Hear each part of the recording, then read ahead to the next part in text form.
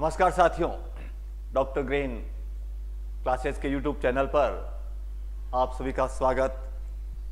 मेवाड़ की पावन धरा से आप सभी को प्रणाम, नमस्कार, शुभ संध्या। हम बात कर रहे थे हिंदी के संपूर्ण निचोड़ की, हिंदी के ब्रह्मास्त्र की।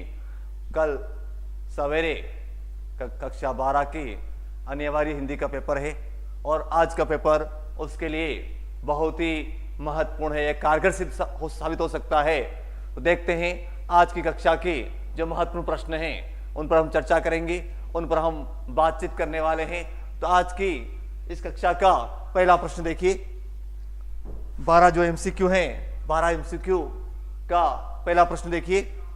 12 एमसीक्यू का पहला प्रश्न है आपके सामने कि निम्नलिखित बहुचयनात्मक प्रश्नों के उत्तर अपनी उत्तर पुस्तिका में लिखिए।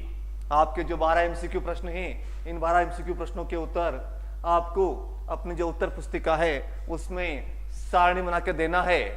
हम जो बात अपन हर क्लास में बता रहे हैं कि किस प्रकार से आपको सारणी बनानी है, आपको किस प्रकार से सारणी बनानी है, हमने इस पर बात की थी कि ऐसे आपको सारणी बनानी है। यहाँ प्रश्न संख्या लिखना है, आपको यहाँ पर विकल्प लिखना है, आपका जो विकल्प है, और यहाँ क्या लिखना है आपको, उत्तर लिखना है। क्या लिखना है आपको, उत्तर लिखना है। तो बात करते हैं कि पहला प्रश्न आपके सामने आ चुका है कि कविता के बहाने कविता का उद्देश्य क्या है। यांत्रिकता के दबाव में कविता का अस्तित्व रहेगा, कविता में केवल दिखावा मात्र है, वर्तमान में कविता के वजूद के प्रति आशंका है, या कविता कोरी कल्पना मात्र है। तो क्या होगा, इस प्रश्न का जो सही विकल्प होगा वह होगा कि वर्तमान में कविता के वजूद के प्रति आशंका है। कहां से आया है, कविता के बहाने से आया है। ये आपका जो प्रश्न है वह आपकी जो आरोह पुस्तक है, आरोह पुस्तक का जो पद्य भाग है वहां से कविता के बहाने पुस्तक से लिया गया है। दूसरा प्रश्न देखिए। सूर्योदय के साथ साथ गांव की सुबह के एक जीवंत परिवेश की कल्पना की गई है। कैसे, यहाँ सिल है, राख से लिपा हुआ चौका है, राख से लिपा हुआ चौका है, स्लेट पर चौक मलते अदृश्य बच्चे के हाथ और उपयुक्त सभी। बहुत ही अच्छा प्रश्न है कि कौन सा विकल्प इसका सही रहने वाला है, देखते हैं। सूर्योदय के साथ साथ गांव की सुबह के एक जीवंत परिवेश की कल्पना की गई है। कैसे, यहाँ पर सिल है, राख से लिपा हुआ चौका है, स्लेट पर चौक मलते अदृश्य बच्चे के हाथ है। तो कौन सा होगा आपका सा हो जाएगा। बढ़ते हैं अगले प्रश्न पर। अगला प्रश्न आपके सामने आ चुका है। जगदम्बा हरियाणी अब सट चाहत कल्याण पंक्ति में कुंभकर्ण जगदम्बा किसे कहा है। यह आपके जो प्रश्न है वह जो तुलसीदास पाठ है आपका रामचरितमानस के लंका कांड से है। जब युद्ध में रावण को अपनी पराजय का आभास होने लगा तो उसने अपने सेवकों से, अपने सैनिकों से अपने छोटे भाई कुंभकर्ण को नींद से जगाया, और जगाते ही जब कुंभकर्ण ने सैनिकों से पूछा कि भाई रावण यानी जो राम है, अयोध्या के जो राजा हैं राम, उनको लंका से क्या चाहिए, तो जब सबक बताते हैं कि उनको अपनी पत्नी चाहिए। तो कहा कि भाई कौन लेके आया है, तो सैनिक बताते हैं कि हमारे जो महाराज हैं लंकेश हैं वो सीता का हरण करके ले आए हैं। तब कुंभकर्ण के मुंह से ये पंक्तियां निकलती है, जगदम्बा हरियाणी अब शट चाहत कल्याण पंक्ति में कुंभकर्ण ने जगदम्बा किसे कहा है। तो देखिए इसका क्या होगा, माँ दुर्गा को, माँ लक्ष्मी को, माँ सीता को, या मंदोदरी को। किसे कहा है, राम की पत्नी सीता के लिए कहा है कि अब तुम माँ सीता को हर ले आए हो, साक्षात लक्ष्मी को हर ले आए हो, अब तुम कल्याण की कामना कर रहे हो। लेखिका के भ्रमण की भी एकांत साथिन किसे कहा गया है। जो लेखिका थी उसके भ्रमण की जो एकांत साथिन थी कौन थे, कहां से आया है, आपके आरोह भाग 2 के गद्य भाग का जो पहला पार्ट है भाग 3 वहीं से लिया गया है। तो महादेव वर्मा के जो भ्रमण करती, अगर कभी घूमने भी जाती तो उसके एकांत में जिसने सबसे अधिक सहयोग किया, सबसे जो आगे रहती थी वो कौन थी, भक्तिन थी। बढ़ते हैं अगले प्रश्न पर। अगर हम जरूरत को तय कर बाजार में जाने के बजाय उसकी चमक दमक में फंस गए तो हम सदा के लिए बेकार कौन कौन बना सकता है। असंतोष, तृष्णा, ईर्ष्या या सभी, कौन बना सकता है, देखते हैं। तो क्या होगा, असंतोष, तृष्णा या ईर्ष्या। क्या हो जाएगा इसका? ईर्ष्या हो जाएगा। अगर हमको पता नहीं कि हमको बाजार से क्या लाना है तो हम उस ईर्ष्यावश वो सारी चीजें आ जाएगी जो हमारे किसी काम की नहीं होगी। क्या होगी? वो किसी काम की नहीं होगी। बढ़ते हैं, आज के युग की क्या विडंबना है। जातिवाद के पोषकों की कमी नहीं है, जातिवाद के पोषकों की कमी नहीं है। दोनों प्रिंट एक साथ हो गया है। देश में जातिवाद नहीं है, जातिवाद के पोषक समर्थन नहीं करते हैं। तो क्या होगा? प्रश्न संख्या 6 का देखिए कि आज वर्तमान समय में जो जातिवाद के जो पोषक है उनकी कमी नहीं है। आज के भी बहुत से लोग ऐसे हैं जो जातिवाद का समर्थन करते हैं। इसमें क्या होगा आपका? अ और ब दोनों एक जैसा ऑप्शन है तो क्या हो जाएगा? अ और ब दोनों सही हो सकते हैं, अ और ब दोनों सही हो सकते हैं। बढ़ते हैं अगले प्रश्न पर। अगला प्रश्न है आपके सामने, देवनागरी लिपि में कौन सी भाषा की लिपि नहीं है, यानी कौन सी भाषा जो देवनागरी में लिखी नहीं जाती है। तो देखिए, बिल्कुल देखते बात करते हैं, कौन सी ऐसी भाषा है जो देवनागरी में नहीं लिखी जाती है। हिंदी बिल्कुल लिखी जाती है, मराठी ये भी मराठी लिखी जाती है, नेपाली लिखी जाती है, लेकिन जो पंजाबी भाषा है ये आपकी गुरुमुखी लिपि में लिखी जाती है। साथियों, किसमें लिखी जाती है? गुरुमुखी लिपि में। किसमें लिखी जाती है? गुरुमुखी लिपि में जाती है। तो कौन सा होगा आपका? स ऑप्शन सही हो जाएगा। यानी पंजाबी भाषा की लिपि देवनागरी नहीं, कौन सी है? गुरुमुखी है। प्रधानमंत्री के सामने सबके मुंह सिले पड़े हैं, प्रधानमंत्री के सामने सबके मुंह सिले पड़े हैं, वाक्य में कौन सी शब्द शक्ति है? ये जो वाक्य इसमें शब्द शक्ति कौन सी होगी? रूढ़ा लक्षणा, प्रयोजन वक्ति लक्षणा, आर्थी व्यंजना या शाब्दी व्यंजना। तो कौन सी होगी साथियों? यहाँ पर आर्थी व्यंजना होगी। कौन सी हो जाएगी? आर्थी व्यंजना हो जाएगी। यहाँ पर अर्थ के आधार पर इसका अर्थ आ रहा है कि प्रधानमंत्री के सामने सबके मुंह क्या है? सिले हुए पड़े हैं। बढ़ते हैं, आज कौन से वर्ग ने मीडिया के क्षेत्र में भी बड़े पैमाने पर प्रवेश किया है? आज कौन सा ऐसा क्षेत्र है जिन्होंने भी मीडिया के क्षेत्र में अधिक पैमाने पर प्रवेश किया है? तो कृषक वर्ग, मजदूर वर्ग, पूंजीपति वर्ग या सैन्य वर्ग। कौन सा वर्ग होगा? कि अपन जानते हैं कि आज वर्तमान समय में जो बिजनेस हो रहा है वो क्या हो गया आपका? पूंजीपति वर्ग का हो गया है। जो ब्लॉग आ रहे हैं वो सब किसके आ रहे हैं? बड़े बड़े उद्योगपतियों के आ रहे हैं। बढ़ते हैं, आज पत्रकारिता के अनुसार सर्वश्रेष्ठ साइट है रेडिफ, इन्फोलाइन, बीबीसी या डीडी भारती। कौन सी ऐसी साइट है जो सर्वश्रेष्ठ साइट है? तो देखते हैं कौन सी होगी साथियों। तो 10वां प्रश्न का जो सही विकल्प कौन सा जाएगा? बीबीसी। कौन सा जाएगा? बीबीसी जो साइट है वह आपकी इंटरनेट की सर्वश्रेष्ठ साइट है पत्रकारिता की। बढ़ते हैं अगले प्रश्न पर।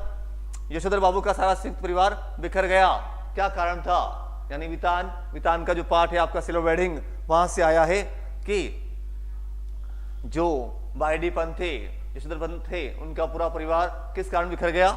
आर्थिक दृष्टि के कारण, एक तरफा लगाव के कारण, पत्नी और बच्चों की उपेक्षा के कारण, सामाजिक परंपराओं के कारण। तो कौन सा हो जाएगा? उनकी बच्ची और उनकी पत्नी की उपेक्षा के कारण उनका पूरा परिवार क्या हो गया? बिखर गया। अपन जानते हैं कि पति कैसा भी हो, पत्नी को उसका साथ देना चाहिए। लेखक को किस कारण ऐसा लगा कि मेरे कुछ नए पंख निकल आए हैं? कक्षा का मॉनिटर बनाने के कारण, बसंत पाटिल की मित्रता के कारण, पाठशाला समारोह में उसकी कविता गवाने के कारण, पढ़ाई में होशियार होने के कारण। कौन सा हो जाएगा? 12वां। पाठशाला में जब एक बार अध्यापक ने उसे, नवाज सोनलगढ़ जो अध्यापक थे, उन्होंने उन्हें एक बार समारोह में गाने का अवसर दिया और इस कारण उसे लगा कि मेरे भी क्या हो गए? पंख निकल आए हैं। तो बिल्कुल क्या होगा इसका? सविकल्प होगा। ये जो 12 प्रश्न हैं, 12 ही प्रश्नों को आपको एक सारणी बनाकर, एक चार्ट बनाकर आपको उत्तर लिखने हैं। पढ़ते हैं दूसरे प्रश्न पर। रिक्त स्थानों के प्रश्न है सारे। ऐनक हो तो कौन सा आपको कुछ दिखाई देता है? वाक्य में शब्द शक्ति है। यानी प्रश्न पूछा है कि जो रिक्त स्थान है उसका फिलअप करना है। अगर ऐनक होता है, ऐनक हो तो कौन सा आपको कुछ दिखाई देता है? यहाँ पर क्या है? व्यंजना शब्द शक्ति। कौन सी शब्द शक्ति साथियों? व्यंजना शब्द शक्ति का प्रयोग किया गया है। क्या किया गया है? ऐनक होता है तो आपको व्यंग्य किया गया है, उनके क्या उन पर व्यंग्य किया गया है। तीसरा अर्थ निकल रहा है। देखते हैं, हिंदी को संविधान सभा ने कब भारत की राजभाषा घोषित किया है? तो कब किया गया था? 14 सितंबर 1949 को। कब किया गया साथियों? 14 सितंबर 1949 को। 14 सितंबर 1949 को भारतीय संविधान ने हिंदी को राजभाषा घोषित किया गया और आर्टिकल 343 से लेकर 351 तक, 343 से लेकर 351 तक हिंदी राजभाषा का वर्णन है। किसका वर्णन है? हिंदी राजभाषा का वर्णन कर रखा है। जब सादृश्य के कारण एक वस्तु में अनेक वस्तुओं के होने की संभावना दिखाई पड़े और निश्चय ना हो, क्या होगा? जहां निश्चय नहीं हो क्या होगा? निश्चय नहीं हो तो कौन सा अलंकार होगा? आपका संदेह अलंकार होगा। कौन सा होगा आपका साथियों? निश्चय ना हो। जब सादृश्य के कारण एक वस्तु में अनेक वस्तुओं के होने की संभावना हो दिखाई पड़े और निश्चय न हो, वहां कौन सा अलंकार होता है? वहां पर आपका संदेह अलंकार होता है। बात की थी कि या केंदो आता है। क्या आता है आपका? वाक्य की पहचान है कि वाक्य में जहां की आता है, केंदो आता है या आता है, वहां पर क्या होता है आपका? वहां पर आपका कौन सा संदेह अलंकार होता है? नारी बिच सारी है कि सारी बिच नारी है, नारी की सारी है कि सारी ही की नारी है। खालिस्तान का जो चौथा प्रश्न है वो देखिए। कपी करे हृदय विचार, दिन ही मुद्रिका डारी तब जाने अशोक अंगार, दिन ही हर्षी उठकर गए। पंक्तियों में कौन सा अलंकार है? इन पंक्तियों में कौन सा अलंकार का प्रयोग किया गया है? इन पंक्तियों में जो अलंकार है वो कौन सा होगा? भ्रांतिमान अलंकार है साथियों।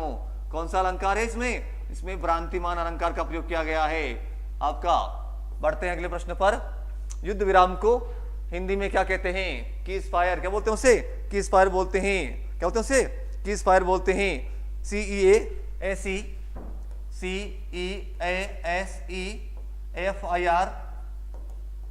क्या बोलते हैं उसे? कीज फायर बोलते हैं। बढ़ते हैं, अगला प्रश्न है। कॉन्फिडेंशन शब्द का हिंदी रूपांतरण होगा, क्या होगा? प्रशासन। क्या होगा साथियों? प्रशासन होगा। क्या होगा इसका? प्रशासन हो जाएगा।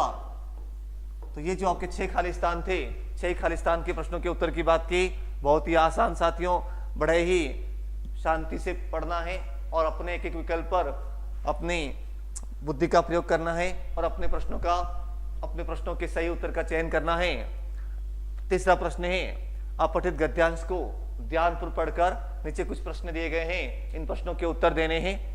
समय वह संपत्ति है जो प्रत्येक मनुष्य को ईश्वर की ओर से मिली है। जो लोग इस धन को संचित रीति से बरतते हैं वे शारीरिक सुख तथा आत्मिक आनंद प्राप्त करते हैं। इसी समय संपत्ति के सदुपयोग से एक जंगली मनुष्य देवता स्वरूप बन जाता है। इसी के द्वारा मूर्ख विद्वान, निर्धन धनवान और अनुभवी बन जाता है। संतोष, हर्ष या सुख तब तक मनुष्य को प्राप्त नहीं होता है जब तक कि वह उचित तरीके से अथवा रीति से समय का सदुपयोग नहीं करता है। समय निसंदेह एक रत्न राशि है, जो कोई उसे अपरिमित और अगणित रूप से अंधाधुंध व्यय करता है वह दिन दिन अकिंचन, रिक्त हस्त और दरिद्र होता है। वह आजीवन खिन्न और समय को कोसता रहता है। सच तो यह है कि समय का सदुपयोग करना आत्मोन्नति तथा उसे नष्ट करना एक प्रकार की आत्महत्या है। किसकी बात की है? समय की बात की गई है। समय सबसे बड़ा धन है। हम हर चीज वापस ला सकते हैं, लेकिन जो गुजरा हुआ समय है हम उसे वापस नहीं ला सकते हैं। तो साथियों,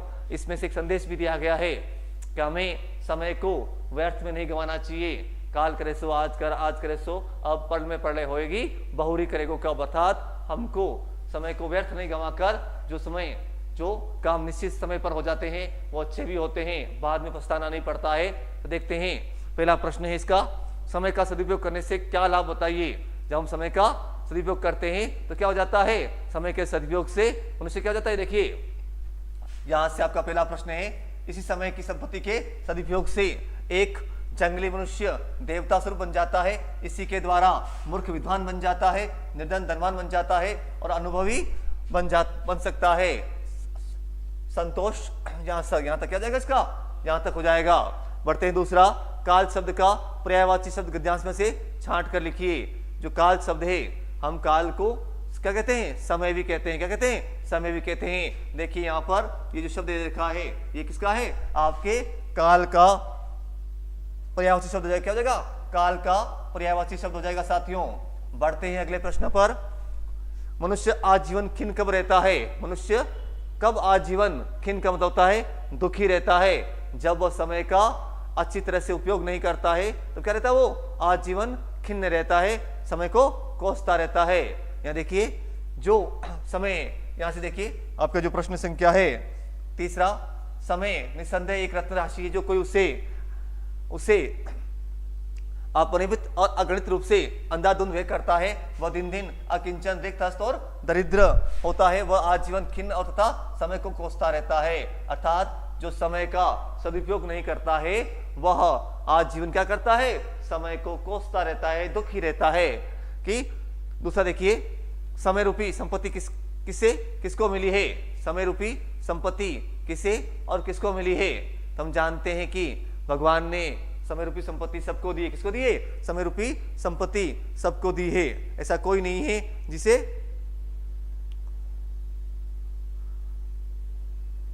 इससे पहले ऊपर गया प्रश्न की, समय का दुरुपयोग करने से मनुष्य को क्या हानि होती है, समय का दुरुपयोग करने से क्या हानि होती है। अगर हम समय का दुरुपयोग करेंगे तो क्या होगा, इसके दुरुपयोग से देखिए आपका यहां दे रखिए कि जो इसका अमृत या अगणित रूप से अंधाधुंध व्यय करता है या उपयोग करता है वो क्या हो जाता है, दिन दिन अकिंचन हो जाता है, रिक्त हो जाता है, दरिद्र हो जाता है और जीवन भर खिन्न रहता है, अपना को क्या रहता है, कोसता रहता है।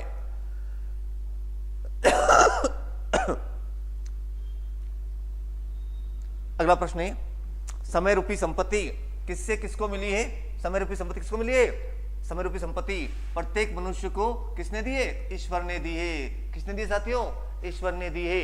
हर मनुष्य जिसने जन्म लिया है उसको ईश्वर ने, उस भगवान ने उसे समय दिया है। क्या दिया है, समय रूपी संपत्ति दी है। और संसार में सबसे बड़ी कोई संपत्ति कही जाती है तो कौन सी है, वो समय ही है। क्योंकि एक बार निकलने के बाद समय कभी वापस नहीं आता है। बढ़ते हैं, गद्यांश का उपयुक्त शीर्षक क्या होगा, क्या शीर्षक होगा इस गद्यांश का, देखिए तो क्या होगा, समय का सदुपयोग। क्या हो जाएगा, समय का सदुपयोग हो जाएगा साथियों। क्या हो जाएगा, समय का सदुपयोग हो जाएगा। ये आपके अपठित गद्यांश के जो 6 प्रश्न थे उन 6 प्रश्नों की बात की। बढ़ते हैं अगले चौथे प्रश्न पर, अपठित पद्यांश। कैसे आते हो ये अपठित पद्यांश। देखिए, विचार लो कि मृत्यु होना, मृत्यु से डरो कभी, मरो परंतु यो मरो कि याद जो करे सभी। यहाँ पर इसमें बताया कि संसार क्या है, परिवर्तनशील है और इस मृत्यु लोक पर इस मृत्यु हो, यानी इस धरती पर संसार पर जिसने जन्म लिया है उसकी मृत्यु क्या है, निश्चित है। जिसने जन्म लिया है उसकी मृत्यु निश्चित है। हुई न जो यूं, और ऐसे मरते तो सभी हैं लेकिन ऐसी मृत्यु होनी चाहिए कि पूरा संसार आपके मरने के बाद भी आपको याद करे। हुई न सो यो, सो मृत्यु तो प्रथा मरे, प्रथा जिए, मरा नहीं वही जो कि जो जियाना आपके लिए यह पशु प्रवृत्ति है कि आप ही चरे, वही मनुष्य की जो मनुष्य के लिए मरे। अर्थात अगर जब तक आप अपने लिए जी रहे हो तो आप मनुष्य नहीं हो, लेकिन जब आपका जीवन दूसरों के परोपकार के लिए हो जाता है, मानवता के लिए हो जाता है, तो वही क्या है, आपका जीवन हो जाता है। उसी उद्धार की कथा सरस्वती बखानती है, जिसमें मानवता का गुण होता है, परोपकार का गुण होता है, वह मनुष्यता का भावना होती है, मानवता की भावना होती है। उसके गुणों का बखान माँ सरस्वती, माँ भारती भी करती है। उसी उद्धार से धरा कृतार्थ भाव मानती है और उसी से क्या मानती है, ये जो पृथ्वी है अपने आप को धन्य मानती है। उसी उद्धार की सदा सजीव कीर्ति कुंजती है, यानी उसका पूरा संसार उसकी कीर्ति को गाता रहता है तथा उसी उद्धार को समस्त सृष्टि पूजती है और पूरा संसार उसको पूजा करता है, उसका सम्मान करता है, उसको आदर देता है। अखंड आत्मभाव जो असीम विश्व में भरे वही मनुष्य है, क्योंकि जो मनुष्य के लिए मरे, अर्थात जो मनुष्य के काम आता है, एक दूसरे की सहायता करता है, मानवता की भावना होती है, वही क्या है, मनुष्य है। तो देखते हैं इस प्रश्न पर, इस पद्यांश के कुछ प्रश्न दे रखे हैं। विचार लो की मृत्यु हो, इससे कवि का क्या तात्पर्य है। विचार लो की मृत्यु हो, इससे कवि का क्या तात्पर्य है। देखिए, कवि के कथन का यह तात्पर्य है कि मानव मरणशील है। मानव क्या है, मरणशील है साथियों, अर्थात जिसने जन्म लिया है उसकी मृत्यु निश्चित है, शाश्वत सत्य है। ये क्या है, आपका सनातन सत्य है, शाश्वत सत्य है, उसकी मृत्यु निश्चित है। जब एक न एक दिन उसे मरना ही है तो उसे मृत्यु से नहीं डरना चाहिए। जो चीज होने वाली है उससे कभी भी नहीं डरना चाहिए, अर्थात जन्म लिया है तो मृत्यु तो निश्चित है, उससे क्या होना चाहिए, कभी डरना नहीं चाहिए। दूसरा प्रश्न है, पशु प्रवृत्ति क्या बताई गई है। क्या पार्श्विक प्रवृत्ति होती है, तो पशु को केवल अपने पेट की चिंता होती है। पशु जो होता है उस समय अपने काम के लिए लगा रहता है, अपने उदर पूर्ति के लिए लगा रहता है। इस प्रकार केवल स्वार्थ की चिंता करना और अपना ही काम साधना पशु प्रवृत्ति बताई। क्या होता है, जो अपना ही काम साधता रहता है उसमें मानवता की भावना नहीं होती है, दूसरों की भलाई की कामना नहीं होती है, ऐसा क्या होता है, उसे पशु प्रवृत्ति बताई गई है। उसी उद्धार की सदा सजीव कीर्ति कुंजती, सृष्टि में किसकी कीर्ति का प्रसार होता है, जो दूसरों के काम आता है। देखिए, जो व्यक्ति उदारता से सभी का भला करता है, अपनत्व तथा मानवता का आचरण करता है, सृष्टि में उसी की कीर्ति का प्रसार होता है। अर्थात जो मानवता से हर व्यक्ति के काम आता है, उसकी भलाई सोचता है, परोपकार का कार्य करता है, उसी की कीर्ति क्या होती है, सदैव कुंजती रहती है। वही मनुष्य की जो मनुष्य के लिए मरे, इस पंक्ति में कौन सा भाव निहित है? तो देखिए इसका मूल भाव यह है कि मानव को सभी से आत्मीयता एवं प्रेम भाव रखकर उदारता, दया, क्षमा, सहानुभूति एवं परोपकार में संलग्न रहना चाहिए। किसमें रहना चाहिए? परोपकार में संलग्न रहना चाहिए। अगला प्रश्न है, कवि के अनुसार मनुष्यता क्या है, मानवता क्या है? कवि के अनुसार जो परोपकार से युक्त होकर मानव का कल्याण करे वही क्या है? मनुष्यता है। जिसमें मानवता की भावना है, परोपकार की भावना है, दूसरों के काम आने की भावना है, वो क्या है? मानवता है। और पठित काव्यांश का शीर्षक क्या होगा? तो क्या होगा? मानवता या मनुष्यता। क्या होगा इसका? मानवता या मनुष्यता होगा। तो ये आपके जो चौथा प्रश्न था आप पठित पद्यांश का था, 6 प्रश्न थे। साथियों आराम से पढ़ना है, 2 बार पढ़ना है और फिर प्रश्नों पर चर्चा करनी है और बिल्कुल ही अच्छे मन से इस प्रश्न को करना है, क्योंकि प्रश्न थोड़ा सा कठिन होता है इसका, क्योंकि अपने पढ़ा हुआ नहीं होता है, आपने पढ़ा हुआ नहीं होगा। ये प्रश्न का असर थोड़ा सा अच्छा भी रहता है। इस पद्यांश को 2 बार पढ़ना है और प्रश्नों को पढ़कर एक बार वापस पद्यांश पढ़ना है, फिर अपना उत्तर देना है। बढ़ते हैं अगले प्रश्न पर। प्रश्न संख्या 5 आ चुका है, जिनके उत्तर की सीमा कितनी है? जिनके उत्तर की सीमा लगभग कितनी है? 40 शब्दों में देना है। तो देखिए, प्रिंट मीडिया व रेडियो संचार माध्यमों से संबंधित 2 कमियां लिखिए। दोष लिखने हैं किसके? एक तो लिखना है आपको प्रिंट मीडिया के और एक लिखना है आपको रेडियो के और प्रिंट मीडिया के। क्या लिखना है आपको? 2 कमियां लिखनी है। कमियां क्या मतलब होता है? दोष। तो देखिए, पहला, अगर हम प्रिंट मीडिया की बात करूं, मैं अखबार की बात करूं, मैं पुस्तकों की बात करूं, तो पुस्तक किसके लिए लाभदायक नहीं होगी? वे लोग जो अनपढ़ होते हैं उनके लिए पुस्तक क्या होती है? लाभदायक नहीं होती है। तो प्रिंट मीडिया की कमी यह है, क्या है? अनपढ़ लोगों के लिए काम की चीज नहीं है भैया। और दूसरा, इसमें अखबार में तत्काल घटी घटनाओं की जानकारी नहीं मिलती है, क्योंकि अपन जानते हैं कि अखबार रात को 12 बजे पहले छप जाता है और 12 बजे बाद जो घटना घटती है उसकी खबर अखबार में नहीं आती है। तीसरा यह होता है कि इसमें गलतियां तथा अशुद्धियों के सुधार की कोई गुंजाइश नहीं होती है। देखिए, एवं इसमें गलतियां एवं शुद्धि के लिए अगले अंक का इंतजार करना पड़ता है। और देखिए, और इसमें बताया था मैंने आपको कि इसमें जो तत्काल जो घटनाएं घटती है, तत्काल घटी घटनाओं की जानकारी नहीं मिलती है। घटी घटनाओं की जानकारी नहीं मिलती है कि जानकारी नहीं साथियों, क्योंकि अखबार रात को 12 बजे क्या हो जाता है? 12 बजे से पहले छप जाता है। और अब देखते हैं रेडियो की क्या समस्या है।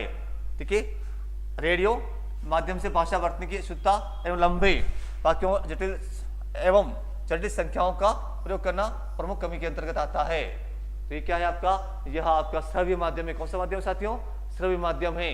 इसमें वाक्य छोटे छोटे होने चाहिए और जो वाणी है वो क्या होनी चाहिए? बिल्कुल ही साफ होनी चाहिए और ऐसे शब्दों का उपयोग करना चाहिए जो बड़े ही आसान होते हैं। तो इसमें कुछ कमियां भी होती है। बढ़ते हैं अगले प्रश्न पर। रस का अक्षय पात्र से कवि ने रचना क्रम की किन विशेषताओं की ओर संकेत किया है? देखिए, रस का अक्षय पात्र अपन ने पढ़ा था छोटा मेरा खेत। क्या पढ़ा था अपने? उमाशंकर जोशी की कविता थी छोटा मेरा खेत। और इसमें हमने बात की थी कि जो कविता है वो क्या है? अक्षय पात्र है। जो काव्य है, जो कवि का कर्म है वो क्या है? अक्षय पात्र है। क्यों है? तो देखिए, कवि ने रचना कर्म, कविता अथवा काव्य को रस का अक्षय पात्र बताया है, क्योंकि अक्षय पात्र से तात्पर्य आशय यह है कि कभी न खाली होने वाला। अर्थात अक्षय पात्र क्या होता है? ऐसा पात्र जो कभी खाली नहीं होता, रिक्त नहीं होता है, हम उसे अक्षय पात्र कहते हैं। वाला कविता या काव्य से और भाव का आस्वादन सदा सर्वदा होता रहता है। रचना कर्म की विशेषता होती है कि उसकी स्थिति कालजयी होती है। कालजयी का मतलब होता है लंबे समय तक रहने वाली होती है। कविता की रचना एक बार होती है, लेकिन वो क्या होती है? लंबे समय तक जीवित रहती है। और दूसरा, तथा शताब्दियों तक पाठक उसके रस, भाव, प्रेरणा एवं संदेश ग्रहण करते रहते हैं। यानी उसके बाद भी कई युगों तक भी हम उसके रस का आस्वादन कर सकते हैं। अगर मैं बात करूं कि हमारे एक विद्वान हुए थे, हमारे एक कवि हुए थे वाल्मीकि, जिन्होंने कई साल पहले रामायण लिखी थी। तो रामायण क्या है? एक काव्य है और हम उसको आज भी क्या करें? उसका रस का आनंद ले रहे हैं। उसको पढ़कर आत्मनिर्भर हो जाते हैं, उसका आनंद लेते हैं। तो कवि क्या होता है? जो काव्य कविता होती है, जो काव्य होता है वो कभी बुढ़ा नहीं होता है। वह जितना अधिक पुराना होता है वो क्या हो जाता है? अधिक प्रखर हो जाता है, उसकी कीर्ति फैलती रहती है। तो कविता को क्या होता है, क्रस का अक्षय पात्र बताया है। अगला प्रश्न है, हाय वह अवधूत आज कहाँ है। शिरीष के फूल निबंध के आधार पर बताइए कि प्रयुक्त वाक्य किसके लिए और क्यों कहा गया है। हमने उसमें पढ़ा था शिरीष के फूल हजारी प्रसाद द्विवेदी की रचना थी। आरोह का जो भाग 2 है उसमें आपका जो हजारी प्रसाद द्विवेदी का एक पाठ था शिरीष के फूल में, और उसमें जो लास्ट पंक्तियां आई थी उस पाठ में जो अंतिम पंक्तियां थी उसमें दे रखा था कि हाय वो अवधूत कहाँ है। तो किसकी बात की गई थी इसमें, महात्मा गांधी की। किसकी बात की गई थी साथियों, महात्मा गांधी की बात की गई थी। और क्यों की गई थी देखते हैं भाई। द्विवेदी जी ने यह वाक्य महात्मा गांधी के किसके लिए, महात्मा गांधी के लिए कहा था। जिस प्रकार शिरीष का फूल भयंकर लू में गर्मी में भी खिलते रहते हैं, आत्मबल से वे विपरीत परिस्थितियों का सामना करते हैं, वैसे ही महात्मा गांधी ने भी अनासक्त रहकर सुख दुख की आदि से निश्चिंत रहकर आत्मबल से सदैव संघर्ष करते रहे और अपने लक्ष्य में सफल रहे थे। हम देखा था कि किस प्रकार से शिरीष का फूल होता है जो भयंकर गर्मी के मौसम में, अर्थात जब जेठ का महीना होता है, जून का महीना होता है, जब भयंकर गर्मी रहती है तभी करता है वो फलता फूलता रहता है। वो विपरीत परिस्थितियों का सामना करके भी क्या रहता है, वो फलता फूलता रहता है। जब महात्मा गांधी का समय था तब भी हमारे ऊपर अंग्रेजों का राज्य था, हमारी विपरीत परिस्थितियां थी, उसमें भी गांधी जी ने बड़े ही संयम से उनका सामना किया और सफलता प्राप्त की। सिल्वर वेडिंग कहानी में मानव की किस प्रवृत्ति पर व्यंग्य किया गया है। हमने बताया था कि ये पाठ जो श्याम मनोहर जोशी से लिखी थी, कहां से लिखी है, वितान का पहला पाठ है। और क्या है आपका, श्याम मनोहर जोशी की रचना है। इसमें बता रखा है कि किस प्रकार से जब पीढ़ियों का जनरेशन गैप आता है, पीढ़ियों का जो गैप आता है, उसमें देखिए मनोहर श्याम जोशी द्वारा लिखित कहानी सिल्वर वेडिंग में मानव की इस प्रवृत्ति पर व्यंग्य किया गया है कि वर्तमान परिवेश में लोग आधुनिकता के माया मोह जाल में फंसकर पाश्चात्य संस्कृति का अंधानुकरण करते जा रहे हैं, जिस कारण से हमारे मानवीय मूल्यों का निरंतर पतन होता जा रहा है। मानव की इसी प्रवृत्ति पर करारा व्यंग्य किया गया है। किस प्रकार से जो ईश्वरवत पंथ थे वह पुरानी पीढ़ी के प्रवर्तक थे, किसी अंदाज से मिली हुई परंपरा का निर्वाह करते थे, लेकिन उनकी जो पत्नी थी, उनकी जो संतान थी, वह उनको नहीं मानती थी।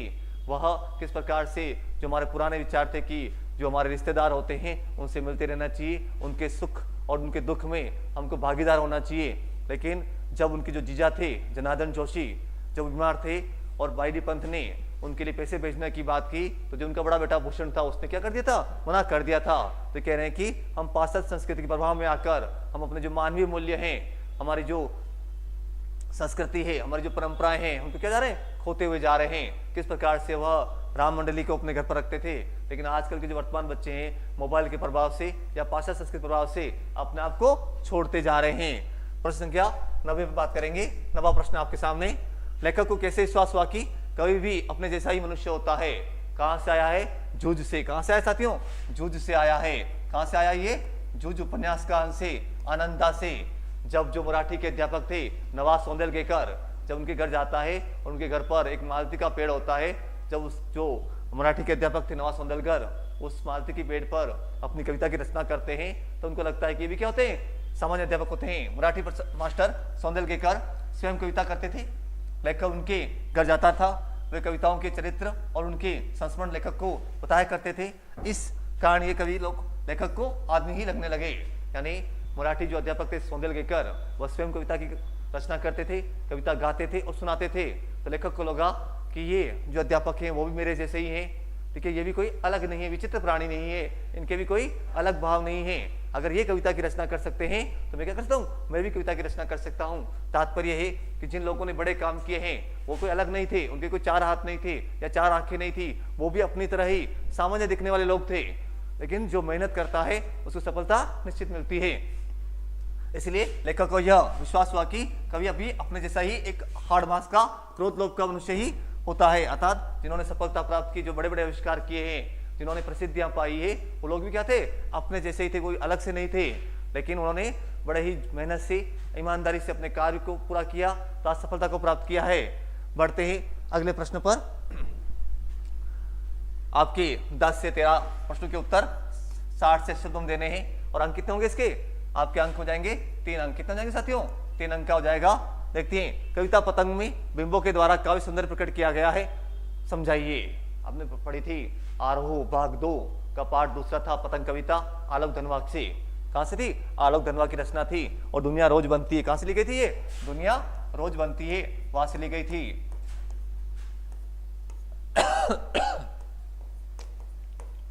दुनिया रोज बनती है। इसमें कवि ने बहुत से बिंबों का प्रयोग किया है।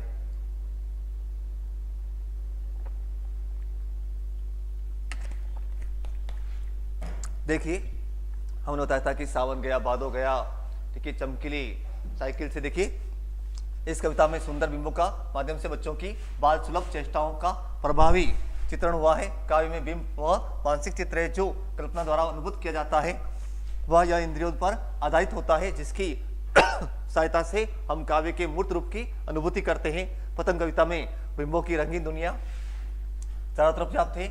यह एक ऐसी दुनिया है जहां शरद ऋतु का चमकीला इशारा है, दिशाओं में मृदंग बजते हैं, पतंग डोर के सारे तथा बच्चे अपने रंध्रों के सहारे उड़ रहे हैं। बच्चों के भागते कदम डाल के लचीले वेग के समान हैं। इस दृश्य चाक्षुष, स्थिर, गतिशील और सरल बिंब प्रस्तुत किए हुए हैं। जो चार बिंब होते हैं उन चारों बिंबों का इसमें प्रयोग किया गया है। तो ये कौन सी कविता थी आपकी? आलोक धनवा की पतंग कविता थी। बढ़ते हैं अगले प्रश्न पर। आत्मपरिचय कविता में कवि ने क्या प्रेरणा या संदेश दिया है? किसकी रचना है साथियों? आत्मपरिचय हरिवंश राय बच्चन की। किसके साथियों? हरिवंश राय बच्चन की कविता है भाई, हरिवंश राय बच्चन की कविता है। कहां से ली गई थी ये? इनका एक काव्य संग्रह था, निशा निमंत्रण से अवतरित थे। कहां से अवतरित थे? निशा निमंत्रण से। और इनका मानना है कि दुनिया को जानना आसान है, लेकिन स्वयं को जानना क्या है? सबसे बड़ा कठिन कार्य है। तो देखिए, आत्मपरिचय कविता में कवि ने अपने जीवन के साथ ही संसार की स्वार्थहीनता को व्यक्त करते हुए कहा है कि लोग सांसारिक कठिनाइयों से जूझ रहे हैं, फिर भी अपने जीवन से प्रेम करते हैं, अतः आशा निराशा दोनों परिस्थितियों में संतुष्ट रहे हैं। वे शीतल वाणी द्वारा भी अपना आक्रोश व्यक्त करते हैं, इसीलिए मधुर वाणी से सभी को संतुष्ट किया जा सकता है, अर्थात अपना बनाया जा सकता है। कवि सभी परिस्थितियों में मनुष्य को सामंजस्य का संदेश देते हैं। वे संसार को कठिनाइयों में भी झूमने या खुशियां मनाने की प्रेरणा देते हैं कि जीवन में सुख दुख तो क्या है, आता रहता है, लेकिन हमें हमेशा सदैव हर परिस्थिति में क्या रहना चाहिए? खुश रहना चाहिए, एक जैसा व्यवहार करना चाहिए। बढ़ते हैं अगले प्रश्न पर। अगला प्रश्न है आपका 11वां प्रश्न। ऐसे विषम प्रतिद्वंदियों की स्थिति कल्पना में भी दुर्लभ है, लेखिका ने ऐसा क्यों कहा है? समझाइए। कहां से आया है ये? महादेव वर्मा की भक्तिन से है, महादेव वर्मा की भक्तिन से। और ऐसी कल्पना जब बात की थी कि जब लेखिका ने कहा था कि कारागार में जो लेने आ रहे हैं, जो उस समय देश के हालात खराब चल रहे थे और देश में युद्ध के हालात चल रहे थे और जेल जाने की बात कही, तो उसने कहा मैं भी आऊंगी। उसे नहीं पता था कि उस देहातन को ये नहीं पता था कि ऐसे मौके में कोई किसके साथ नहीं आता है। फिर लेखिका ने भी कहा कि जब ऊपर वाले से बुलावा आएगा तो इतना समय भी नहीं होगा कि किसको कहा जाए, और वहां पर साथ चलने का भी कोई नहीं होता। देखिए, लेखिका के पास रहने वाली भक्तिन कारागार के नाम से ही बेहोश हो जाती थी, लेकिन जब उसे पता चला कि लेखिका को कारागार जाना पड़ सकता है, कारागार का मतलब क्या होता है? जेल। ठीक है, तो उसके साथ जाने के लिए उसने अपने डर को पीछे छोड़ दिया। वह लेखिका से पूछती है कि क्या सामान बांध ले जो जेल में काम आएगा, चाहे मालिक वहां नौकर अगर नहीं होता है तो ऐसा तो कोई माई आज तक लाट से लड़ी या नहीं लड़ी नहीं, पर भक्तिन का काम लाट से लड़े बिना चल ही नहीं सकता। लेखिका उसके इसी व्यवहार और बातों के लिए उससे प्रतिनिधि कहती है, फिर भी दोनों को साथ रहना जिसके लिए कल्पना करना भी क्या है? बहुत मुश्किल है। कहा था कि जहां पर मालिक है वहां क्या होगा? नौकर भी साथ आएगा, जहां मालिक है वहां नौकर तो रहेगा ही रहेगा। अगला प्रश्न दिया है, पहलवान की डौलक में लेखक ने आंचलिक भाषा को महत्व दिया है, पाठ के आधार पर समझाइए। फणीश्वर नाथ रेणु था, हम बात की थी कि इनकी प्रसिद्धि किसमें थी? आंचलिक उपन्यासकार थे। ये क्या थे? आंचलिक उपन्यासकार थे, और इन्होंने ठेठ ग्रामीण भाषा का प्रयोग किया है। और ये ऐसे कवि थे जिन्होंने गद्य में भी क्या किया? संगीत को जन्म दिया था। किस प्रकार से उनकी जो ढोलक की थाप थी, चढ़ता गिरदा चढ़ता गिरदा चटाक गिरदा, जिसे गद्य में भी संगीत पैदा करना इनकी अद्भुत क्षमता थी। तो देखिए, लेखक ने लोकगीत, लोकोक्ति, लोक संस्कृति, लोक भाषा के आधार पर इस कहानी की रचना की है। किसी भी प्रदेश या अंचल में प्रचलित संस्कृति, भाषा, वेशभूषा से संबंधित रचना आंचलिक कहलाती है। इनकी भाषा अंचल विशेष से प्रभावित है। इन्होंने आम बोलचाल की भाषा में को अपनाया है। गांव वालों को आपसी बातचीत में विशेष शब्दावली का प्रयोग किया है। लेखक ने भाषा में चित्रात्मकता का प्रयोग अधिक किया है, विशेषणों का भी सुंदर प्रयोग किया गया है, भाषा की सार्थकता को बोली के साहचर्य से पुष्ट किया है। और किस प्रकार से उन्होंने पहलवान की ढोलक में बताया कि किस प्रकार से ढोलक की आवाज से उन्होंने क्या किया, संगीत पैदा किया। आंचलिक उपन्यासकार क्या थे ये, आंचलिक उपन्यासकार थे। बढ़ते हैं 12वें प्रश्न पर। यशोधर बाबू के बच्चों का कौन सा पक्ष आपत्तिजनक है? सिल्वर वेडिंग कहानी के आधार पर बताइए कौन सा जो पक्ष है वो उनको क्या लगता है, आपत्तिजनक लगता है। वैसे तो वह उनको हर पक्ष आपत्तिजनक ही लगा था, लेकिन फिर भी कुछ ऐसी बातें थी जो उनको ज्यादा दुखी करती है। देखिए यशोधर बाबू के बच्चे परिश्रमी और प्रतिभाशाली थे। वो जानते हैं कि उनका जो बड़ा बेटा था भूषण, वह कम उम्र में ही ऐसी नौकरी कर रहा था जिसकी तनख्वाह कितनी थी, लगभग 1500 रुपये थी।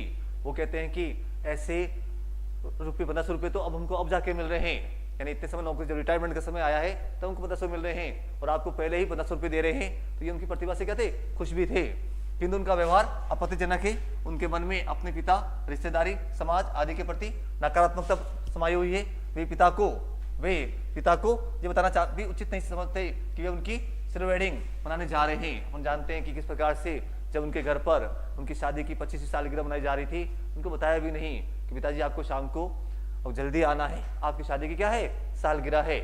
जब वो शाम को 8:30 बजे पहुंचते हैं तो वो जो बड़ा ड्राइवर क्या था, वो थोड़ा सा कहता है वो अपना वेतन भी पिता के हाथों में नहीं सौंपते हैं। उनको ये भी दुख था कि जो उनकी तनख्वाह आती है वो क्या करते हैं, बेटे उनको नहीं सौंपते हैं। उनको ये भी लगता था कि आजकल जो तनख्वाह आ रही है किसमें आ रही है, बैंक के खातों में आ रही है, लेकिन फिर भी बता तो सकता है कि भाई इतना पैसा आया है।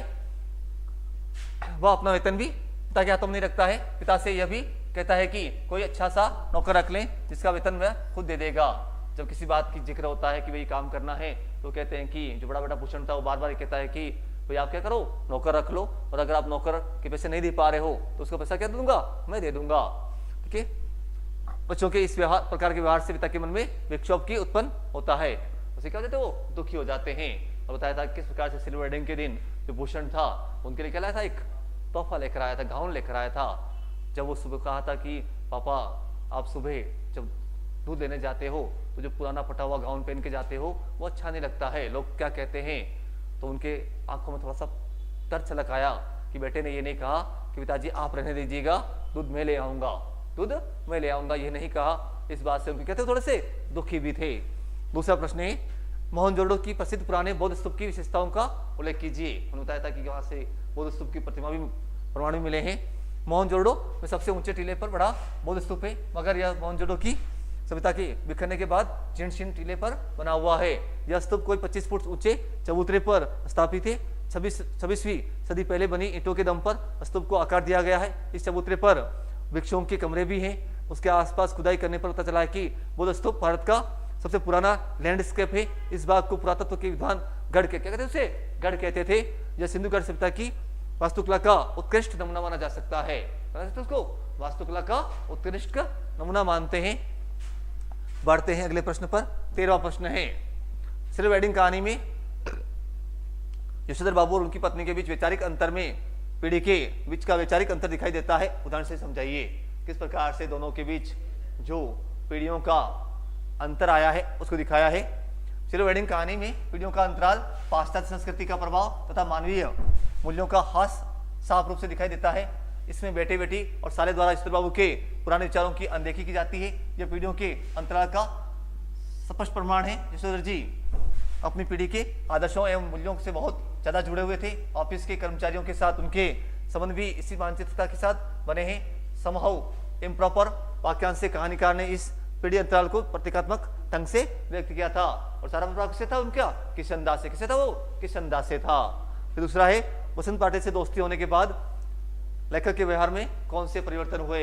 हम जानते हैं कि जब पहली बार गया तो चौहान नाम के लड़के ने उसके साथ शरारत की थी, लेकिन जब बाद में कक्षा अध्यापक जो मंत्री नाम के कक्षा अध्यापक थे जो गणित पढ़ाते थे उनकी से गणित की रुचि बढ़ी और उनको जो वसंत पाटिल था एक दुबला पतला होनहार बच्चा था, उससे दोस्ती हुई तो उसकी पढ़ाई में क्या उसका रुझान बढ़ने लगा। देखिए वसंत पाटिल लेखक से मित्रता होने के बाद लेखक ने भी पूरा ध्यान पढ़ाई में लगा दिया। इस कारण लेखक के गणित अच्छी तरह से समझ आने लगी। परिणाम स्वरूप लेखक भी उसके समान एकाग्रता रखकर पढ़ाई में मन लगाने लगा। गणित के शिक्षक उसके द्वारा सही उत्तर देने से प्रसन्न होकर आनंदा नाम से पुकारने लगे। और ये जो आनंदा नाम था वो किसने दिया, मंत्री नामक अध्यापक ने दिया था जो क्या पढ़ाते थे, गणित पढ़ाते थे। इस प्रकार वसंत पाटिल से दोस्ती होने के उपरांत ही लेखक की पढ़ाई इसमें रुचि का जागरण हुआ और आत्मविश्वास भी बढ़ने लगा। और मंत्री नामक अध्यापक ने उनको एक काम भी दिया था कि एक तरफ से वसंत पाठक कॉपी चेक करता, उसको तो करता, दूसरी तरफ से लेखक स्वयं करता था। बढ़ते हैं अगले प्रश्न पर। रोजगारोन्मुखी शिक्षा की आवश्यकता विषय पर एक आलेख लिखना है। जो शिक्षा है वर्तमान में हम देख रहे हैं कि बेरोजगारों की परमार बढ़ती जा रही है। वर्तमान में बेरोजगार इतने होते जा रहे हैं कि छोटे से वैकेंसी निकलती है और फॉर्म इतने भरे जाते हैं, यानी ऊंट के मुंह में जीरा जैसी बातें हो रही है। एक छोटी सी भर्ती निकली है तो इसमें इतने फॉर्म आए हैं। तो देखते हैं कि जो शिक्षा है वो क्या होनी चाहिए, रोजगार उनको होना चाहिए। जब बच्चा शिक्षा पूरी हो तो उसके हाथ में क्या होना चाहिए, रोजगार होना चाहिए।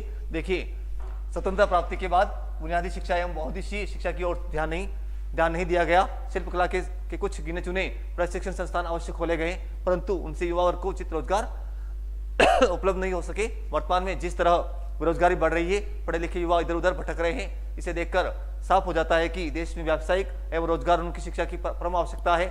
इसके लिए माध्यमिक कक्षाओं से ही ऐसे पाठ्यक्रमों एवं व्यावसायिक शिक्षा को अपनाया जाना चाहिए। भले ही समय में अनेक तकनीकी संस्थान चल रहे हैं, परंतु उनमें प्रशिक्षण शुल्क अत्यधिक है तथा रोजगार के साधनों की कमी है। अतः आज ऐसी शिक्षा की जरूरत है जो युवा वर्ग को स्वरोजगार के लिए प्रेरित कर सके। और वो कहाँ से होनी चाहिए, 9वीं 10वीं से भी शुरू कर देना चाहिए। 9वीं 10वीं 11वीं 12वीं में सरकार को ऐसी शिक्षा नीति लागू करनी चाहिए जिसमें बच्चा रोजगार उन्मुखी होना चाहिए।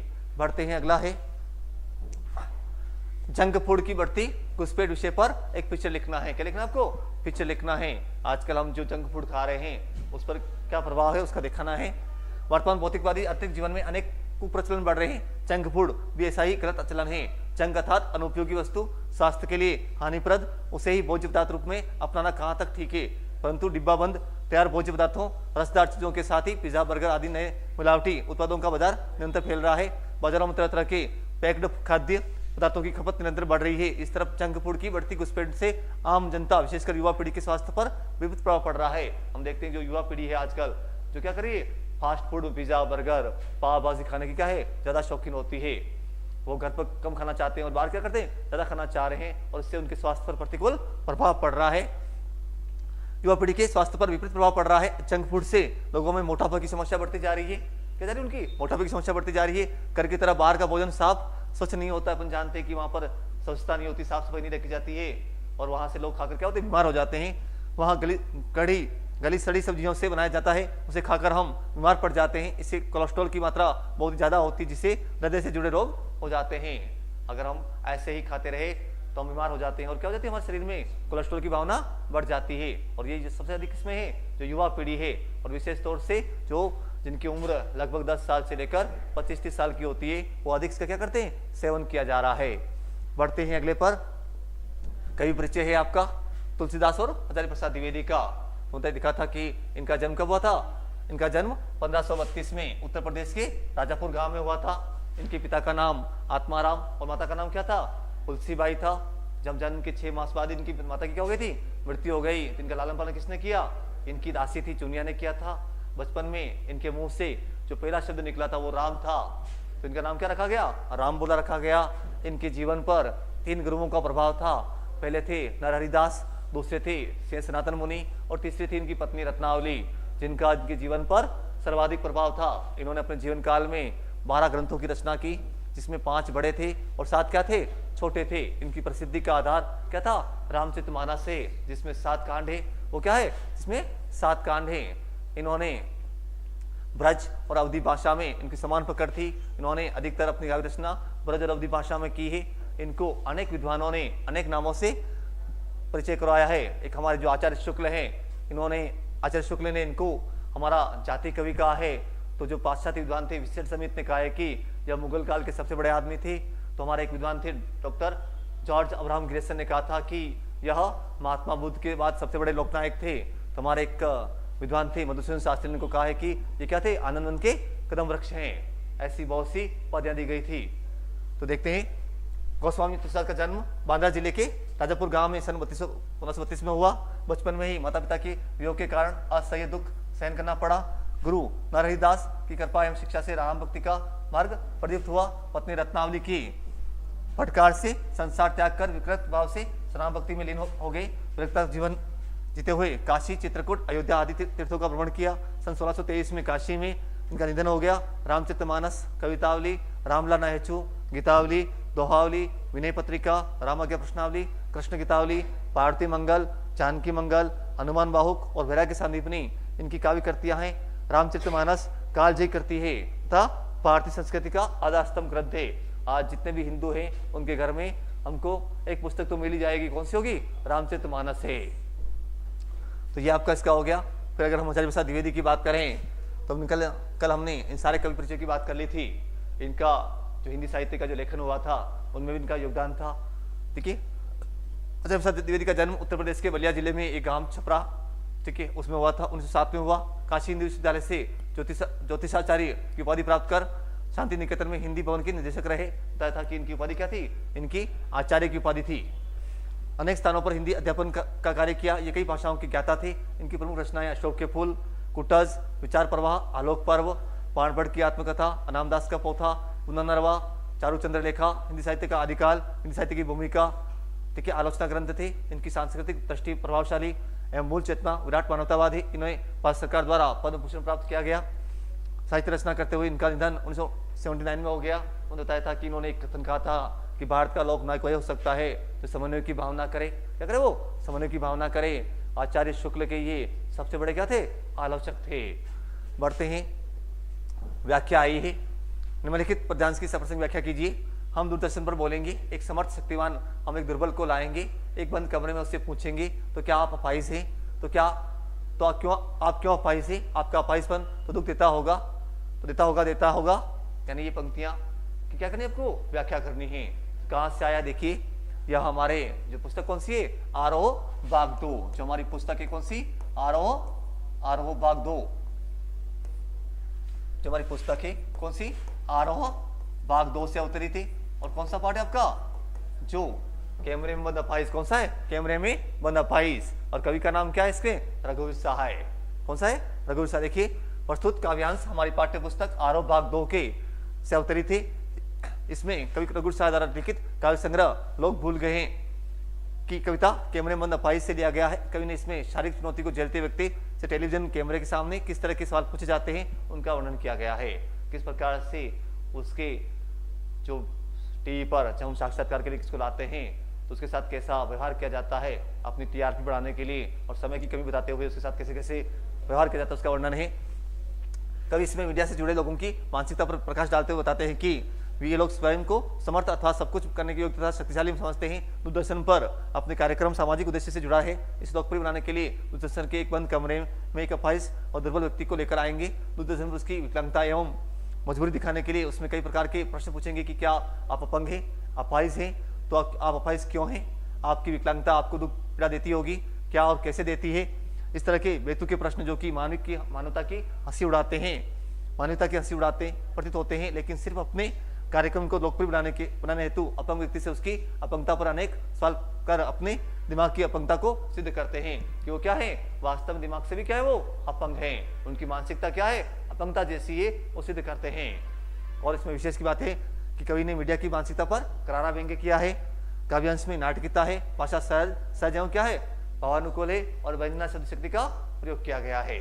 साहित्यिक खड़ी बोली है। कौन सी कवि है? साहित्यिक खड़ी बोली है। पढ़ते हैं अगले प्रश्न पर।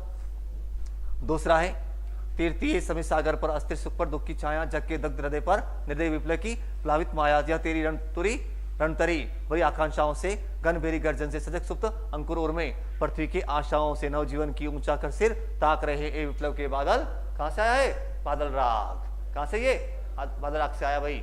और इसके रचयिता कौन है? सूर्यकांत त्रिपाठी निराला। और उनकी एक रचना थी अनामिका। अनामिका के भाग जो छठे खंड से अवतरित थे। ठीक है, ये काव्यांश हमारी पाठ्य पुस्तक आरोह भाग 2 कहां से ले गए? आरोह भाग 2 से अवतरित है भाई। इसमें प्रिंट नहीं हुआ है तो सही देख लेना भाई। आरोह भाग 2 से है। कहां से? आरोह भाग 2 के छठा पाठ है। कौन सा है? बादल राग। कौन सा है भाई? बादल राग है, जिसके लेखक कौन है? सूर्यकांत त्रिपाठी निराला है। और यह उनके काव्य संग्रह अनामिका के छठे खंड से अवतरित है। प्रस्तुत काव्यांश हमारी पाठ्य पुस्तक आरोह भाग 2 से अवतरित है। इसमें सूर्यकांत त्रिपाठी द्वारा लिखित काव्य संग्रह अनामिका की कविता बादल राग के छठे खंड से प्रकाशित है। कवि यहाँ बादल का आह्वान क्रांति के रूप में कर रहा है। किस रूप में कर रहा है? क्रांति के रूप में कर रहा है। बादल नव जीवन नव क्रांति की प्रतीक है। बताया था अपन ने की कविता क्या है? क्रांति के लिए प्रभावित है। व्याख्या, कवि निराला बादलों को क्रांति के प्रतीक बताते हुए नवजीवन का आह्वान कर रहे हैं। वे कहते हैं कि हे क्रांतिकारी बादल, तुम वायु रूपी सागर के वृक्ष तल पर विचरण करने वाले, कभी स्थिर न रहने वाले, सुखों पर दुख की छाया बनकर मंडराने वाले परिवर्तनकारी बादल हो। निर्दयी विनाशकारी माया के समान जो इच्छाएं संसार में पूरी तरह से पलावित फैली हुई है, तेरी युद्ध की मौका मनुष्य की इन इच्छाओं और आकांक्षाओं से भरी हुई है। तेरे बादलों की गर्जना से पृथ्वी के हृदय में नव जीवन की आशा लिए हुए अपना सिर ऊंचा कर जागृत अवस्था के सुप्त अंकुर तेरे इन क्रांति लाने वाले बादलों की ओर ताक रहे हैं। कवि का भाव है कि किसान मजदूर की आकांक्षाएं बादलों को नव निर्माण के रूप में पुकार रही है। अपन जानते हैं कि जो किसान है वो बादलों के बरसने का इंतजार करता है और बादलों के बरसने के बाद ही उनके खेतों में क्या होते हैं, वो बीज डालते हैं और क्या होते हैं, वो अंकुरित होते हैं। बादल जन के लिए परिवर्तन युग प्रवर्तक के रूप में है। उनका बरसना, गरजना नवजीवन की सृष्टि करना है। तो क्या इसमें आपका कवि ने बादलों को क्रांति का प्रतीक बताया है। संसार के दुखी व निराश हृदय को बादलों की मुस्तादार वर्षा शांति सुख प्रदान करती है। शब्द बिंबों का उपयोग किया गया है। तत्सम प्रदान ओजस्वी शब्दावली, लक्षणा और व्यंजना शक्ति का प्रयोग किया गया है। बढ़ते हैं अगले प्रश्न पर। आपका प्रश्न संख्या 17 है, जो गद्य की किसकी व्याख्या है, गद्य की व्याख्या है भाई।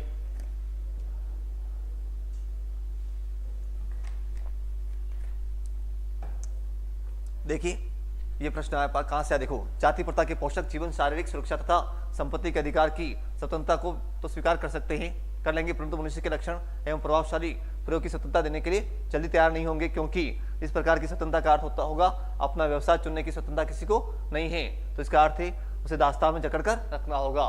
कहां से आया है ये, आपके आरोप भाग 2 के गद्य भाग का जो अंतिम पाठ है, जाति प्रथा किस पर है, जाति प्रथा पर है। किसके लेखक कौन है, भीमराव अंबेडकर हैं। यह पद्यांश डॉक्टर भीमराव अम्बेडकर द्वारा लिखित मेरी कल्पना का आदर्श समाज से लिया गया है। इसमें लेखक ने जाति प्रथा और व्यक्ति स्वतंत्र के मध्य अंतर बताया है। क्यों बताया था कि जाति प्रथा क्या करती है, व्यक्ति को अपने पेशे में बांध देती है। तो देखिए डॉक्टर अम्बेडकर कहते हैं कि जाति प्रथा को पालने वाले, उसको बढ़ावा देने वाले जीवन, शारीरिक सुरक्षा तथा संपत्ति के अधिकार को तो स्वीकार कर लेंगे, लेकिन मनुष्य के लक्षण अर्थात जातिगत कार्य करने की इच्छा एवं प्रभावशाली प्रयोग करने की अनुमति, जाति से बाहर की स्वतंत्रता को स्वीकार करने के लिए तैयार नहीं होंगे। वह उनको ऐसे व्यवसाय करने का कभी भी अनुमति नहीं देंगे कि जो उनकी जाति को स्वीकार नहीं है, अर्थात वो अपनी जाति को छोड़कर कोई दूसरा व्यवसाय नहीं कर सकता है। लेकिन मनुष्य के लक्षण अर्थात जातिगत कार्य करने की इच्छा एवं प्रभावशाली प्रयोग करने की अनुमति, जाति से बाहर की स्वतंत्रता को स्वीकार नहीं करेंगे, क्योंकि जाति प्रभुत्व संपन्न लोग इस बात को भली भांति जानते हैं कि इस प्रकार की स्वतंत्रता देने का अर्थ होगा व्यवसाय या पेशा चुनने की स्वतंत्रता, या जहां ये स्वतंत्रता दे दी गई वहां दासता का अस्तित्व खतरे में पड़ जाएगा। अगर हमने ऐसा दे दिया तो ये हमारे गुलाम क्या नहीं रहेंगे, हमारे दास नहीं रहेंगे, हमारे गुलाम नहीं रहेंगे। इसलिए दासता को पकड़ कर रखने के लिए प्रभुत्व संपन्न या उच्च जाति के लोग या जाति प्रथा निर्णायक गण ऐसी प्रयोगशीलता कभी नहीं करना चाहेंगे, अर्थात वो नहीं चाहेंगे कभी भी कि लोग क्या करें, अपने पेशे का चुनाव अपनी इच्छा अनुसार कर सकें, उनकी रुचि के अनुसार हो सकें। यही जाति प्रथा का सबसे बड़ा क्या है, दोष है। तो विशेष क्या होगा इसका, लेखक ने अपने सटीक तर्कों द्वारा तथा कथित जाति प्रथा के पोषकों पर व्यंग्य किया है। व्यंग्य शैली है, व्यंजना से पूर्ण भाषा, प्रवाहमयी एवं व्याख्यात्मक है। वही क्या इसमें और खड़ी बोली का प्रयोग किया गया है, भाषा सरल सहज एवं भावानुकूल है, मुहावरों एवं लोकोक्तियों का सुंदर प्रयोग किया गया है। और बढ़ते हैं आपके अगले प्रश्न पर। अगला प्रश्न है एक और है, इस दंड विधान के भीतर कोई ऐसी धारा नहीं थी जिसके अनुसार खोटे सिक्कों की टकसाल जैसी पली से पत्नी को विरक्त किया जा सकता है। सारी चौगली चबाई की परिणति उसकी पत्नी प्रेम को बढ़ाकर ही रहती होती थी। जिठानियां बात बात पर धमाधम पीटी कूटी जाती, पर उसके जात पति ने उसे कभी अंगुली भी नहीं छुआई थी। वह बड़े बाप की बड़ी बात वाली बेटी को पहचानता था। इसके अतिरिक्त परिश्रमी, तेजस्विनी और पति के प्रति रोम रोम से सच्ची पत्नी को वो चाहता भी बहुत रहा होगा, क्योंकि उसके प्रेम पर ही पत्नी ने अलगोजा करके सबको अंगूठा दिखा दिया था। कहां से आया है, आरोप भाग 2 गद्य भाग का पहला पाठ। कौन सा है, भक्तिन। कहां से लिया गया है, समृद्धि की रेखाओं से। कहां से, समृद्धि की रेखाओं से है। तो देखिए प्रसंग गद्यांश हमारी पाठ्य पुस्तक आरोप भाग 2 से। कहां से, आरोप भाग 2 से भाई, आरोप भाग 2 से। और कौन सा काव्य संग्रह इनका, एक काव्य संग्रह है। कौन सा है आपका, समृद्धि की रेखाएं। कौन सा है, समृद्धि की रेखाओं से लिया गया है भाई, समृद्धि की रेखाओं से लिया गया है। इसमें इन्होंने भक्तिन के चरित्र को उद्घाटित किया है। महादेव वर्मा ने किसका उद्घाटन किया है, भक्तिन के चरित्र का उद्घाटन किया है। कि देखिए लेखिका ने बताया कि भक्तिन ने 3 पुत्रियों को जन्म दिया, जिसे भक्तिन की सास और जिठानियां बहुत चिढ़ती थी, लेकिन लेखिका या किसी अन्य को दृष्टि में भी सजा देने के नियम में ऐसा नहीं कभी नहीं था कि खोटे सिक्के पैदा करने वाली अर्थात बेटियों को जन्म देने वाली भक्तिन को पति से अलग किया जाए। अर्थात उसके 3 संतानें हो गई और तीनों क्या थी, लड़कियां थी। इस कारण से उनकी सास और जिठानियां उनसे क्या करती थी, ईर्ष्या करती थी, उनसे उनको चिढ़ती थी, उनके बात बात पर गाली गलौज करती थी। लेकिन जो उनका पति था, उसे पति ने कभी उसे ठीक है डांटा भी नहीं, कभी ना उसे छुआ नहीं। वह उसे चाहता भी बहुत था, उसे अधिक प्रेम करता था। वो जानता था कि वो किसमें कितने गुण हैं। देखिए, अर्थात बेटियों को जन्म देने वाली भक्तिन को पति से अलग किया जा सके, सभी के द्वारा भक्तिन के प्रति की गई चुगली का परिणाम पति का उस पर और अधिक प्रेम प्रदर्शन होता था। जब सास और जिठानियां अपनी उसकी पत्नी की बुराई करते, परिणाम ये होता कि उसका अपनी पत्नी के प्रति प्रेम क्या हो जाता, और भी अधिक बढ़ जाता। तो जिस बात पर जो जेठानियां थी, बात बात पर क्या हो जाती, कूटी पीटी जाती थी, लेकिन कभी भक्तिन को उसके पति ने कभी उसे हाथ नहीं उठाया, हाथ तो छोड़ो, उस पर कभी तेज आवाज में बात भी नहीं की। जहां उसकी जेठानियां बात बात पर अपने पतियों से मार खाती थी, वहां भक्तिन को उसके पति ने मारने के नाम पर एक अंगुली भी नहीं छुआई थी, क्योंकि वह बड़े बाप को, स्वाभिमानी बेटी को अच्छी तरह जानता था। भक्तिन परिश्रमी, तेजस्विनी और रोम रोम से पति को चाहने वाली पत्नी को बहुत चाहता था। इसी के बल पर पत्नी ने उसके पति की मृत्यु के बाद क्या कर लिया, अलगोजा कर लिया। अलगोजा का मतलब क्या होता है, बंटवारा करना। क्या करना, बंटवारा कर लिया। ठीक है, भक्तिन परिश्रमी तेजस, देखिए इसलिए वह पत्नी और बेटियों के साथ माँ एवं भाइयों से अलग होकर रहने लगा था। क्या लगा उसने, अलगोजा कर लिया। और अलगोजा का मतलब क्या होता है, अलग रहना। ठीक है, अपनी पत्नी पर उसे विश्वास था, इसलिए उसने अपने भाइयों से और अपने पिताजी से क्या कर दिया, उसने बंटवारा कर लिया और अलग रहने लगा। ठीक है, लेखिका ने भक्तिन के प्रति प्रेम स्वभाव को व्यक्त किया है। भाषा सरल, सहज और भावानुकूल है। भाषा में तत्सम उद्देश्य शब्दों का प्रयोग किया गया है और अंगूठा दिखाना, मुहावरों का प्रयोग किया, लोकोक्ति और मुहावरों का सुंदर प्रयोग है। 4 बातें लिखनी भाई, लिखनी है, 4 बातें लिखनी है। पहली, भाषा सरल, सहज एवं भावानुकूल है। दूसरा, लोकोक्तियों और मुहावरों का सुंदर प्रयोग है। तीसरा, तत्सम और तद्भव शब्दों का सुंदर प्रयोग है। ये बातें लिखनी है। और इसमें खास बात क्या है, किसके बारे में बताया है, वो लिखना है भाई अपन को। ठीक है, तो ये आपकी कौन सा था, 17वां प्रश्न हो चुका है। बढ़ते हैं अगले प्रश्न पर। अगला प्रश्न है, अपनी ग्राम पंचायत के सचिव की ओर से अपने जिला कलेक्टर को गांव में फैली मौसमी बीमारियों तथा मलेरिया, डेंगू एवं चिकनगुनिया के उपचारार्थ चिकित्सकों की टीम भेजने हेतु क्या लिखना है, कार्यालय पत्र लिखना है। क्या लिखना है आपको, कार्यालय पत्र है। ठीक है, बात की थी कि 4 चीजें आपके कोर्स में आ रही है। देखिए इसमें क्या लिखना है, सबसे पहले प्रेषक आ जाएगा। क्या जाएगा, प्रेषक। लिखने वाला कौन है, आपका गांव का सचिव है। लिखने वाला कौन है इसमें, अपन जानते हैं कि अर्थशास्त्र के पत्र में क्या होता है, सबसे पहले क्या होता है, जो लिखने वाला है उसका पता आएगा, प्रेषक का पता आएगा। तो प्रेषक कौन है आपका, ग्राम सचिव। कौन है, सचिव। कौन है आपका प्रेषक, सचिव। कहाँ का है, ग्राम पंचायत। ठीक है, नाम नहीं दे रखा है तो क्या लिख लो, कोई भी नाम डाल दो कि ग्राम पंचायत कखगा हो गई। फिर किसको लिखा जा रहा है, किसको लिखा जा रहा है, सेवा में। लिखने वाला कौन है, किसको, जिला कलेक्टर। किसको है, जिला कलेक्टर। क्या है, बुक है, ध्यान रखना है। अर्थशास्त्र की पत्रों की विशेषता होती है, सबसे पहले जो लिखने वाला है उसका पता आएगा, प्रेषक का पता आएगा, फिर जिसको लिखा जा रहा है उसका पता आएगा। तो देखिए, श्रीमान जिला कलेक्टर महोदय, जिला कखगा, क्योंकि नाम नहीं दे रखा इसमें, तो क्या आएगा आपका, कखगा आ गया। फिर विषय दे रखा इसमें, देखिए विषय कि गांव में फैली हुई मौसमी बीमारियां तथा मलेरिया, डेंगू, चिकनगुनिया के उपचारार्थ चिकित्सा टीम भेजने के लिए। तो देखो दे रखा है मौसमी बीमारियों के उपचारार्थ चिकित्सा की टीम नियुक्ति के क्रम में। फिर देखिए महोदय जी, बीच में ये जो पत्रांक क्रमांक है वो क्या हो जाते हैं, यहाँ आ जाते हैं, यहाँ भी लिखते तो सही होता भाई। ठीक है, आपका पत्र क्रमांक है, कुछ भी आ सकता है पत्र क्रमांक, जरूरी नहीं है। ठीक है, पत्रांक, ग्राम पंचायत, ग्राम का मतलब क्या होता है, ग्राम, प का मतलब क्या है, पंचायत है। और ये कुछ भी डाल सकते हो साथियों, जरूरी नहीं कि इसमें दे रखा हो डालें, आप कुछ भी डाल सकते हो। ये क्या कर सकते हो आप, कुछ भी डाल सकते हो। ये पीछे क्या है आपका, सन है, और ये क्या डाल सकते हो आप, कुछ भी डाल सकते हो। ठीक है, आप इसमें अपनी मर्जी से 20/2024 भी कर सकते हो, ये भी सही है भाई। और इधर क्या आएगा, दिनांक क्या आएगी आपकी, दिनांक आएगी 12 जून, और जो तारीख को, जिस तारीख को लिख रहे हैं उस तारीख का नंबर आ जाएगा भाई 2024, और आज तारीख कितनी है, 12 मार्च है। ऐसा साथियों। और फिर क्या आएगा, महोदय जी, प्रतिवर्ष की भांति गर्मी का मौसम आते ही गांव में मलेरिया, डेंगू, चिकनगुनिया आदि मौसमी बीमारियों का प्रकोप बढ़ने लगा है। इस वर्ष यह स्थिति कुछ अधिक ही दिखाई दे रही है। गांव पंचायत क्षेत्र में एक डिस्पेंसरी है, परंतु उसमें आवश्यक दवाइयों की नितांत कमी है और चिकित्सक भी नियुक्त नहीं है, इसलिए मौसमी बीमारियों के प्रकोप को दूर करने तथा रोगियों के उपचार करने के लिए चिकित्सकों की एक टीम गांव में भेजने की व्यवस्था करें। ठीक है ना, फिर बढ़ते हैं आगे। अतः इस संबंध में चिकित्सकों की टीम की उचित व्यवस्था कर गांव की जनता के हितार्थ आदेश प्रसारित करें। भाव दिए। ठीक है, कौन है आपका, उसके हस्ताक्षर आएंगे, ग्राम सचिव है। ठीक है, पद का नाम आएगा भाई। ठीक है ना, ग्राम सचिव, हस्ताक्षर उसका नाम आ जाएगा। ठीक है, ग्राम पंचायत का ख ग, ये पोस्ट है उसकी, क्या उसकी, ग्राम सचिव का है वो। ठीक है, फिर बढ़ते हैं अगले प्रश्न पर।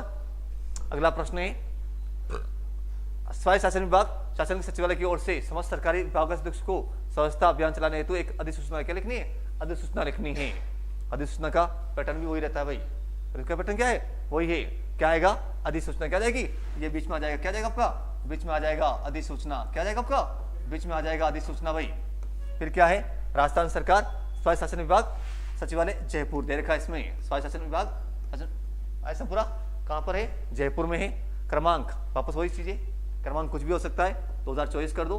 इसमें भी क्या आ गया वापस, दिनांक आ गया आपकी, और 2 लाइन दे रखी, महामहिम राज्यपाल की अनुशंसा के आधार पर राज्य सरकार आदेश क्रमांक 33/12 स्वच्छता 56 दिनांक कुछ भी डाल सकते हो, इसमें जो देने की जरूरी नहीं कि डाले जाए कि अनुपालन में गांधी जयंती पर प्रदेश के समस्त नगर निगमों, नगर परिषदों में नगर पालिकाओं द्वारा संपूर्ण स्वच्छता अभियान के अंतर्गत स्वच्छ नगर स्वच्छ आवास अभियान चलाया जाएगा। अभियान में जन सहभागिता महत्वपूर्ण रहेगी। और क्या देगा, हस्ताक्षर कौन लिख रहा है आपका, उसका नाम, उसकी पद का नाम, ऐसे पूरा। क्योंकि अपने चीजों कितनी चीजें हैं, आपके अर्थशास्त्र पत्र आ रहा है, ठीक है, कार्यालय पत्र आ रहा है, एक आपकी अधिसूचना आ रही है, एक आपकी निविदा आ रही है, और एक क्या आपका विज्ञप्ति आ रही है। ठीक है, अगर अपन 4 तैयार कर लेंगे तो अथवा में आ रहा है तो अपना काम आसानी से हो सकता है। और आज का अंतिम प्रश्न है, किसी एक विषय पर सारगर्भित निबंध लिखिए 300 शब्दों, कितने शब्दों में, 300 शब्दों में। वर्तमान शिक्षा प्रणाली और प्रभाव, आजकल हम जो पढ़ रहे हैं वो शिक्षा प्रणाली कैसी हो गई है, उस पर अपने विचार लिखने हैं कि हम किस प्रकार से पढ़ रहे हैं और किस प्रकार से बेरोजगार हो रहे हैं, अपनी बात रखनी है। दूसरा, और शिक्षा के नाम पर कैसा शुल्क लिया जा रहा है आपसे। पहले जब, आज से अगर पहले की बात करें तो सिर्फ एक स्कूल थे, गवर्नमेंट्स क्या थे, सरकारी विद्यालय थे, लेकिन आज निजी स्कूलों की मांग दिन क्या होती है, बढ़ती जा रही है। और निजी स्कूलों की जो फीस कितनी है अपन जानते ही हैं। ठीक है, सिर्फ क्या हो रहे हैं, वो पढ़ाई के नाम पर अभिभावकों से क्या करें, लुटम खसोट कर रहे हैं। किताबों पर कितना पैसा लगाया जा रहा है, छोटी सी किताब की 500 रुपये कितना लगा देते हैं, 500 रुपये लगा देते हैं। इस पर अपने विचार रखने हैं। दूसरा है, राजस्थान में बढ़ता जल संकट। ठीक है, अपन कहाँ रह रहे हैं, राजस्थान में रह रहे हैं, और वो जानते हैं कि यहाँ जो वर्षा की मात्रा वो क्या है, थोड़ी सी कम है, असीमित है। ठीक है, और हमारे यहाँ पर क्या जल संकट रहता है, उस पर अपने विचार रखने हैं। महिला सशक्तिकरण। ठीक है, और अगला है आपका G20 शिखर सम्मेलन की उपयोगिता। ठीक है, अभी क्या हो गया, ये G21 हो गया, क्या हो गया भाई आपका, G21 हो गया है। एक देश और नया जुड़ गया इसमें, दक्षिणी कोरिया। कौन जुड़ गया, इसी जुड़ के कारण इसका नाम क्या हो गया, इसका G21 हो गया भाई। तो ये अपने महत्वपूर्ण प्रश्नों की बात की है। कल सवेरे आपका परीक्षा है, आप सभी को एग्जाम की बहुत बहुत शुभकामनाएं। बेस्ट ऑफ लक, जय हिंद, जय भारत।